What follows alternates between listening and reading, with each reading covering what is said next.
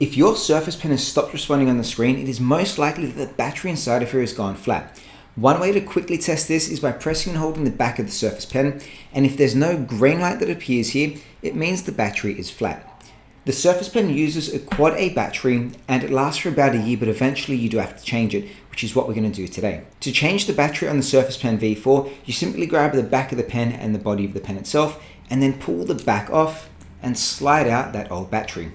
Then you grab your Quad A battery, put it in with the positive side facing towards the back of the pen.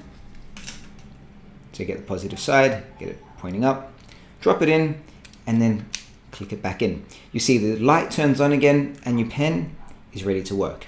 If you have a pen that looks similar to this, but it has a clip at the back, that doesn't actually pull out, that rather twists instead.